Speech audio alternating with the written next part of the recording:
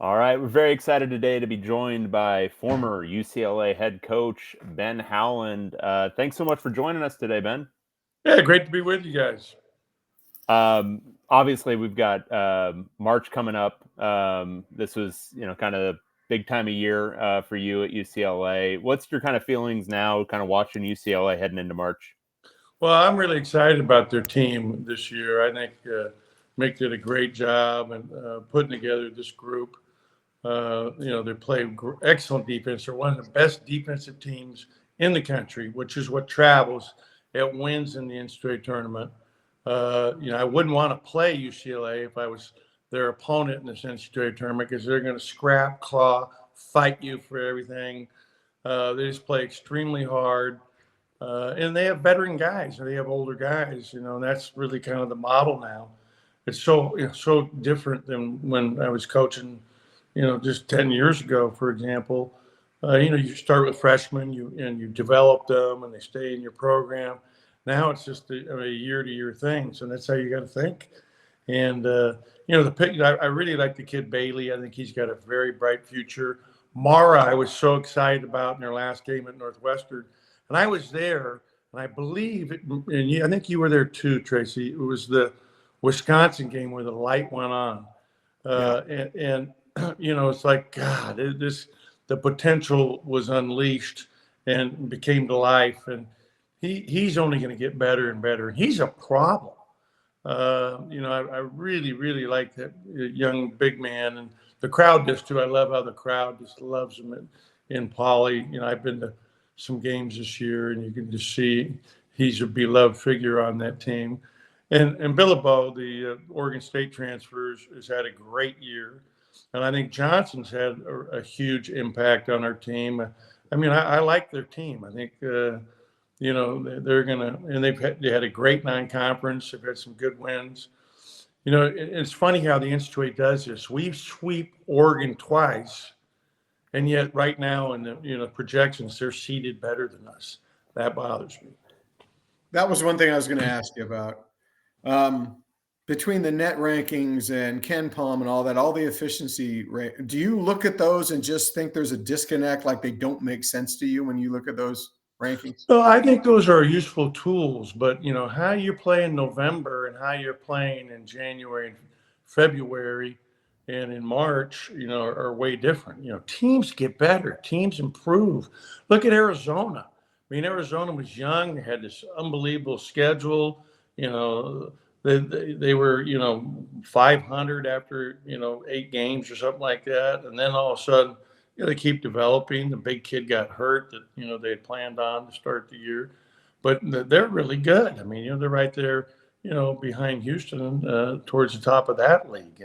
There's a lot of examples of teams that are still have young guys that get better, and it's about improving and getting better during the season so that you're playing your very best come conference tournament and NCAA tournament time. That's what kind of happened for us in our first Final Four run. That team kept getting better, and you covered us, David. It kept getting better. And Ryan Hollins, last 13 games of his senior year, ended up making millions of dollars. Guys grow up, and so it's not, definitely all the analytics are important tools to use, but they still have to use some common sense about God. They've won 7 of their last 8 games, or whatever it may be, because that matters too. So, are some of your best? Would you say some of your best memories at UCLA are in March? You went to 3 Final Fours. You won, I think it was 2 regular season Pac-12 championships, and then 2 tournaments, 3 Pac-12 during the course of those 3 years. You had that big Gonzaga game, which was in 2006. Some of those memories have to stick with you. I would. Oh yeah, they're great memories, and things that I look back upon very fondly, and especially the players and the coaches when we were all together. It was really, really a special time in my life, obviously. But yeah, I remember when I got the job, I remember talking to Coach Jim Herrick. He said, "Man, I'm gonna tell you, What really matters in UCLA is March in the NCAA tournament. They don't care about anything else. That's how you're going to be judged. And, no one can say it better than Coach. And he's You've been absolutely working on right. that accent for like 25 years. It's pretty good. I did live in Mississippi for 7. So, Oh, that's true. You're throwing in some Mississippi there. Yeah, I think. But West Virginia, Mississippi, what's the difference? Nothing. No difference. So what's your biggest takeaway memory? I'm going to give you one from that Gonzaga game. You know what I remember most about that game was obviously the last 2 minutes. I mean, we're down 18 with 11 minutes to go, and the incredible comeback. But what was most amazing to me more than anything, we finally take the lead. They've got the ball, and Luke Richard and Bob Moute dives from behind like a defensive back in football where the ball got exposed and just tackles it. Well, their point guard was dribbling it, and we had the possession arrow, and it sealed the game. I mean, like that diving for the ball from behind, you've never seen that. I haven't seen it since. I hadn't seen it before.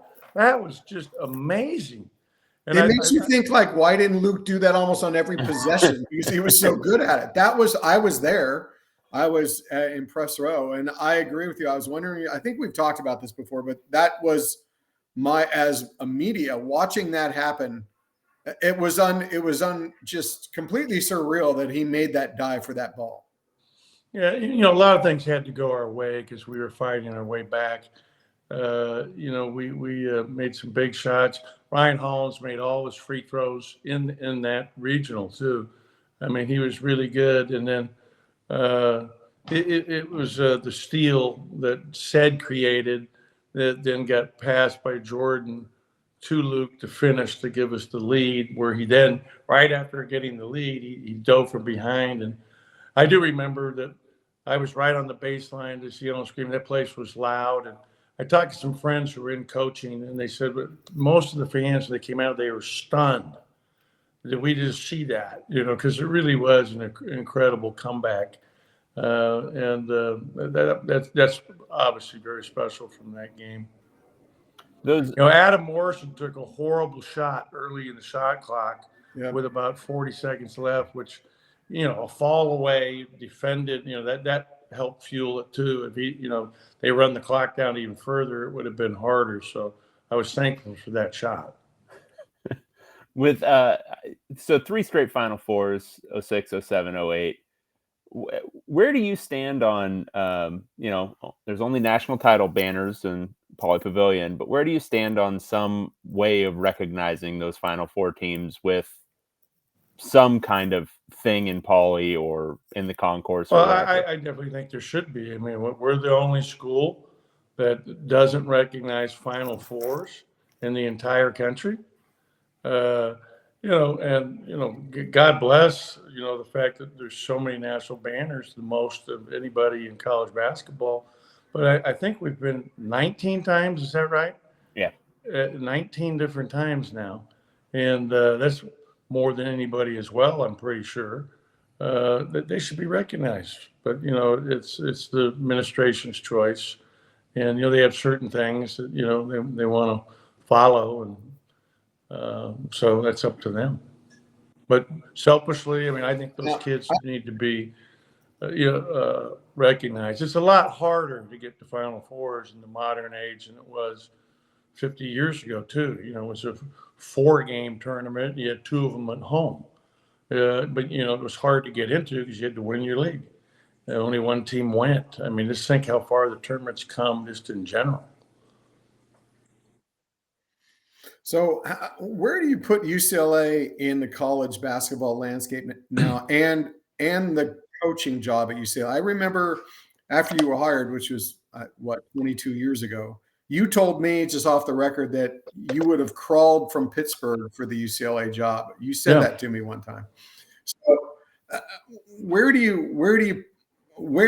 it rate? Is it a blue blood school program still? How do you feel about UCLA now? Well, it's a great question, Tracy. Mick is the first coach in the history of the program to have everything chartered now.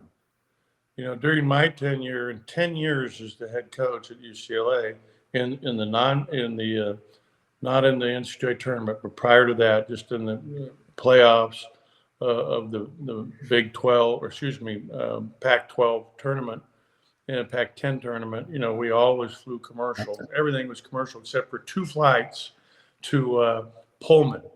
And one was on a propeller where we had to stop in Elko, Nevada. Alfred lost his wallet in the little building that we went into.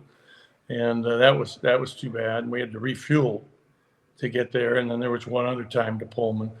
But, everybody else was already ahead of us in that area. So that's been a big deal to get that funded. But I would say that now and where we're at now, when you're talking about NIL money, and you're talking about the importance of how that affects recruiting, it's such a huge factor now. We've really got to step up. Mick has done a good job out there fundraising. Kenny, who spearheads it for him, has done a great job. But we've got to get a lot more money in the future. Everything is going up. So here's a quote unquote from a close friend who's in coaching. In the 4 major leagues, and you're talking about Big 10, SEC, Big 12, ACC, an average starter now is $500,000 next year. That's what it's going to cost. $500,000. That's just average. And then if you're good, then you're looking at $1 million. So what we really need, and I would implore this upon all our fans out there, I don't care what you can give to the NIL. If you really care about UCLA basketball and you want to be a part of it, you've got to give all that you can give and make it a thing you do every year. It is what it is, and we have billionaires. We have people that have huge money, and we all we know who they are. I'm not going to name names, but somehow we've got to get a couple of these guys to step up and agree that, this is really important because it's great for the school. It's great for UCLA. It's great for their alma mater to have that kind of, recognition, and it helps the brand. The best thing that winning sports does for universities, it increases applications for admissions because kids want to go there. They want to go where there's winning. John Wooden deserves so much credit for what he did during his tenure to where UCLA, it's the most applied to school in the United States. More applications for admissions than anywhere else. But, UCLA basketball, when you think of UCLA, one of the first things you think about is basketball. And we want to be where we should be as a program, which is we should be funded and our players should be traveling. And the facilities improve so much now. For example, and I thought, over time, Dan's responsible for that. Dan Guerrero, the remodel of Poly, which I was talking about during my interview here in Santa Barbara, how important that would be for the future. And then the Prax facility, really puts it to where, we're equal amongst, and it's the nicest campus in the country. We're in California, but then, kids, bottom line is, and the people around them and their parents are really interested in the money, and understandably. It's think about all the years where they didn't get anything: room, board, tuition, books, and fees. That's it. Pell Grant money. Now it's the pendulum has swung out of control. There needs to be a salary cap. There needs to be some kind of rules. Right now, it's the wild, wild west. There's no parameters. The kid going to BYU next year is going to get $5 million in salary and $2 million on top of that for endorsements. $7 million. That's a good job. Would you say though, we talked about this before when we were talking about NIL. Now it's all above board. People were doing this below board. They were cheating doing this previously. So how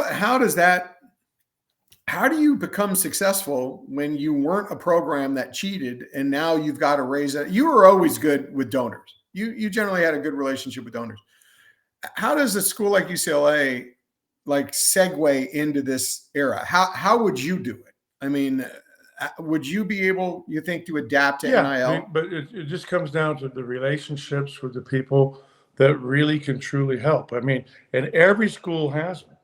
I mean, University of Arizona has a multi-billionaire that really cares about athletics, from El Paso area, and he's the one that's really helped fund the athletic program. I mean, you're looking at, Larry Ellison, his girlfriend was a Michigan grad. He just gave $10 million last year to get the new quarterback.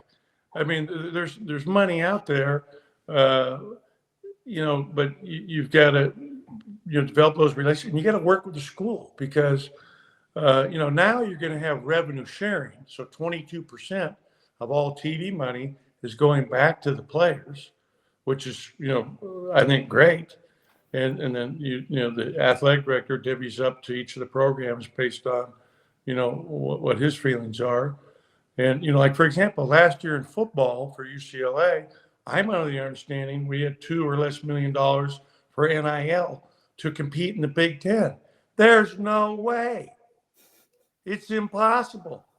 Vince Lombardi couldn't win there with $2 million when Ohio State's got 25, and so does the University of Oregon. It's crazy. Would it be a weird dynamic for you if you were coaching an 18-year-old who was making like $2 million? No, he's really good. Okay, so Kevin Love is one of the top players in the country as a high school senior. Yeah, number one. Okay, the top. Let's go with that. He right now as a high school senior. How much NIL should Kevin Love get? High school minimum as a freshman, and very few freshmen get paid now because it's all about getting older and getting experience and getting improvement. But a minimum right now, you'd get $2 million. Minimum. Yeah. And it would turn into a bidding war. I mean, the Jazz owner has made BYU basketball and football into a juggernaut now because he's really behind them financially. And, we need, about five of those billionaires. And we have billionaires at UCLA that have had incredible success to buy into that somehow, some way. But we also need, the little guy like Alabama does a great job. All their fans, everybody cares. That's the biggest thing in the state of Alabama is Alabama football. And they give money, whether it's 500, 1,000, 2,500, that all adds up too. And you need it. I mean, you can't sit there and be critical unless, you're a part of really trying to do everything you can to help. And they all really, really care. So let me ask you this. Given this environment, would you be more prone to recruiting transfers, proven college players, or high school? Well, it depends where you are. If you're at UCLA, you have the ability to get the premier high school player that is a potential one and done guy. Like we got like Drew Holiday, like Kevin Love, like Shabazz Muhammad. You got to get those guys, and all those guys, were really good. I mean, Kevin was a first-team All-American MVP of the league at its very pinnacle. Which was 2008 in terms of how many pros were in the league, how good the conference was in men's basketball was astounding. You look at those guys, and Trevor went after 1 year, and he went as a second rounder. But you're going to have to get some of those guys. They're right here in our backyard. But then you've also got to recruit other kids that are shopping around, and it's a tough deal because you have people that are taking these kids just trying to raise the level of their salary. And, I get it. I mean, and I just wish they didn't have to share so much back with their agent. There should be a limit on how much they have to pay their agents. Some of these agents are making 20%. So that's a motivation to really get out there and encourage kids to leave where they are for no good reason and try to make more money. Do you have to look at it that I mean, obviously that you're building a roster every year. So you would look at a transfer, let's say that would cost you 1.5, and you have more confidence possibly that he'd be able to come in and immediately contribute compared to a high school senior who has a lot of upside, but you would have to project and it'd be a little bit more. Yeah. Well, I'll give you a great example. I mean, one of my former All-Americans at Pitt, and there was one, Brandon Knight, recruited two of the best high school players in the country at Rutgers right now. And they're both freshmen. They're great. They're going to be top 5 picks. It's based on the come. And they're having a good year, but not a great year because a freshman is still a freshman. The biggest year of improvement is between that freshman and sophomore year. But if you somehow you can get some continuity and have a guy for 2 years, then you've got something special. And the teams that have continuity, like look at Kelvin Sampson. I mean, those guys are really into playing at Houston, playing for him. His continuity is why they have a chance to win it all this year. I mean, you look around at who's got the shots to win it. The best teams have some continuity from year to year. And that's where your coaching can really pay off as a kid that knows the nuances of the system, that is in it for a second year in a row. It's been in the same league and had the same role. It all pays off. And that's what's so disruptive about the current model is, trying to have any carryover from one year to the next. And that's what's made it difficult. I agree a kid should be able to leave and transfer one time without sitting out, but it can't be every year. That is like just once. You think just once. I think that's fair. I think that's right. I think it's better for the kids. It's not good for kids. Like, first of all, the academic roles, where'd all they go? I mean, there's really been a lost way here on this in terms of, the leadership at the very top for what this is all supposed to be about. Now, this is just business. The attrition in the coaching ranks. I mean, we've seen a lot of coaches retire early in light of a lot of these changes throughout college basketball. When you're talking to friends in coaching circles, I mean, how much is this? It's always been a hard job with the long hours and everything, but how much has this just kind of changed the dynamic for head coaches and assistant coaches? Well, it is what it is. I mean, they love what they do. They're going to always adjust to whatever the rules are, but they have less of a life now than ever because as soon as the season's over, you're in the most important part of the year, developing your new team for next year. It never ever ends. There is no break. So that's the one thing I feel bad for. Normally in the spring we're going to look for the next class for the following year. That's over. And really high school seniors have been minimized now because we got to win now. And so you wouldn't be fly fishing if you were coaching. It'd be really hard to have any time, Tracy. It really is. It was hard then, but I mean now it's like, are you kidding? It's tough. But no one cares. You make a lot of money. I mean, nobody feels sorry for the coaches. Trust me, especially the head coaches. I mean, because they just look at, well, you make a lot of money. Well, that's true, and the salaries have since doubled since I've been out of it for 3 years. But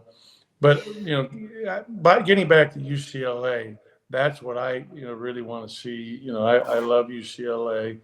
And I would have crawled there because I grew up watching all those teams and just being in awe of UCLA basketball, as I talked about, ad nauseum many times on KTLA and Dick Enberg. Oh my, since I'm a little, as you probably did, Tracy, I'm sure. Yeah, they replayed the games at 11 o'clock or something. You had to stay up and watch those games. Boy, was that fun.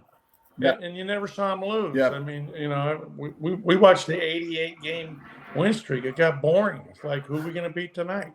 Because it was that they were that good. I like that kind of boring. Exactly. Yeah. Now, how far back do you and Coach Cronin go? I know you guys have been friends for a long time. Well, I actually met Mick originally when he was working camp for Sonny Vaccaro, back in New Jersey. And he was one of the young coaches that was working it. He was a real Sonny guy. But Mick, it goes way back to, before he ever got Murray State, when he was an assistant with Huggins and Pitino, both. He worked for two Hall of Famers and two of the greatest coaches in the history of the game. And so those are his mentors. And you can't get better mentors than those two guys. And I just have great respect for Mick and how he teaches accountability and how he's so demanding of his players. But yet they know, and he exudes that, he loves them. I mean, he really loves them. He cares about them as human beings and kids. He wants to help them. I mean, once you're not between the lines, like, he's not jumping your ass like he does in practice. I respect how hard he works. I think he was a great choice. And I think they're going to be a very hard out this year in the NCAA tournament. Have you ever coached a 7-3 player? And how difficult is that? Because they're just different, aren't they? It depends where they are in their development. But no, I haven't, to answer your question, number one. But number two, I've just seen how that kid has grown. Like, I saw him this summer going into his freshman year, Mara, and it was like Bambi. He was just happy to be there and just so smiley and nice. Now you see him just the other night, he's using his hip, his butt to knock the guy out of the way and then turn and score. You can run the offense through him. He is a great passer. I mean, I think he raises their level of play when he comes in on offense. And when he's there near the rim, I was noticing the other night, no one's attacking the rim. The guy's 7'3", he can perfect every shot. And the fact that Mick has done such a wonderful job, and the kid's been patient, and his family's been patient, is going to pay off for him. He's going to make a lot of money. And next year, he's going to be an absolute monster. He will be a monster for UCLA. This will be a big summer, but he's going to be a monster. He's going to be a real problem. And it's just so fun to watch guys develop and grow and see where he can be now. Because he was really young, really thin, not strong enough. He's still not, where he can be, physically. But his skill package is ridiculous for 7'3", ridiculous. Passing, his hands are so soft and catches everything. And he catches high, finishes high, doesn't bring it down. I mean, he does a lot of smart, good things. You were pretty devoted to man-to-man defense. Is he the kind of player that would tempt you to play a little bit of zone just to keep him on the field, on the court, and not having to get out and hedge maybe? Yes and no. I think he's fine the way they use him in their man-to-man stuff. I really do. And that's for sure their best defense because they're able to pressure. They get into people. The best things that Coach Cronin does, number one, they don't turn it over. Number two, they force a lot of turnovers. Their, spread between in the turnover margin is, amongst the best in the country. It's phenomenal. They contest every shot, and they take good shots. I mean, they're disciplined offensively. So they're doing a lot of great things. I mean, the guy really knows what he's doing, and the kids are bought in. When you were at UCLA, who was your best post hedger? Well, three guys for sure. First of all, Alfred Aboya was an absolute beast. And I love Alfred. You know that. Alfred is like one of my favorite players of all time. But Bamute, equally a beast. And then thirdly, the third-headed monster was Lorenzo. Lorenzo Mata could really hedge and get out and really, cause havoc. Those three guys were phenomenal. In 07, that's who was our three big guys that went to the Final Four. I mean, they're good players. Well, so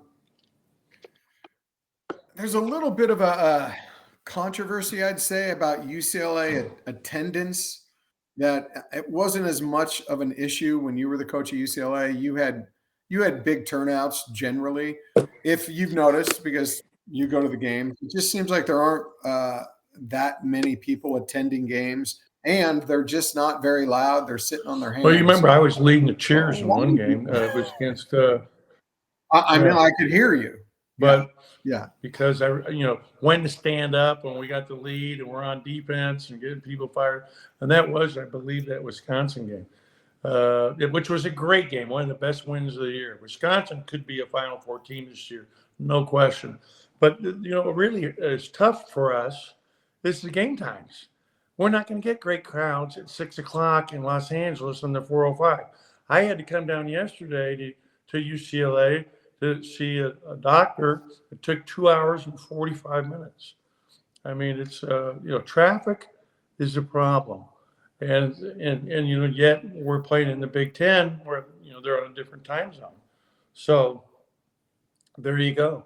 That's something that's going to be hard to fix. That's why we should have as many games should be given to UCLA on Saturday. Saturday has always been, or Sunday, the best day for UCLA basketball, where you get the great crowds and people are showing up. And I guarantee you, Saturday at 5 o'clock, it's going to be a sellout. So you're coming down? Are you coming down with your grandson? With my two oldest grandsons, Benjamin and Elijah, my wife Kim, and my daughter Meredith. Oh, this is a big game. I don't think you've brought that whole contingent of your family yet like that this season. A year ago for one game. But, I mean, it's the Trojans. I mean, it's SC, UCLA. You got a chance to sweep them this year. And I'll tell you what, Musselman's a really good coach. This is, not going to be easy moving forward. This guy can really coach and really recruit. But, it's USC. What do we got to beat the Trojans, have some momentum going in the tournament. I know our players will be fired up. I know our fans will be fired up. I mean, for the fans of UCLA basketball, that SC game is always, to me, the most important game of the year in their minds, even though when I was coaching, it was, Arizona was right there because they were our rivals as well in terms of fighting for who's the top dog in the league, in a general sense. Now, just one last question, only because I know I'll get asked this by fans, or I'll get pressed because I didn't ask you. Looking back, would you have done anything differently against Derrick Rose? I would have started Russell on him instead of Darren. That was a mistake. Right. But you know what? They were really good. They were an older team. And that's back when they weren't, they physically beat the hell out of Kevin Love in the post. They had the guy Joey, he was like 26 years old. Dorsey. Yeah, just an absolute beast, monster. And you got to give them credit. And Derrick Rose at that time was clearly the best player in the NCAA tournament. And they should have won it. They foul up 3, they do win. It goes to OT and they end up losing to Kansas. But, that was a tough one because and you always look back. Hindsight is 20/20 every time. And what they did to combat the fact that Derrick, Darren could guard him out of the press, they started posting him. And that's where he hurt us. It should have been Russell. And I could have put Darren on the 6'7" kid that they had at the 2 guard. And that would have been fine because he was running around the perimeter anyway. But they were really, really good. And we had beaten them, 2 years earlier to go to the Final Four. And it was, that was a hell of a game. Then they had. Now, am I wrong? Didn't they vacate all of Memphis's season because of Derrick Rose's SATs? Yeah, that kind of is tough to swallow but it is what it is. Yeah.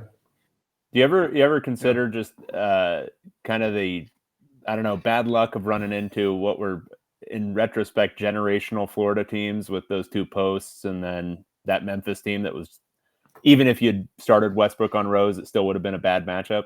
Well, it would have been a hard game no matter what. No, I we're playing against the very best. I mean, we beat LSU the year, the game before in 06, who beat them twice. Right. So it's about matchups. And, they had an easier matchup in terms of they played George Mason. We played LSU. And they were really good. I mean, you look at their pro careers, those players beyond Florida, I mean, Horford's still playing.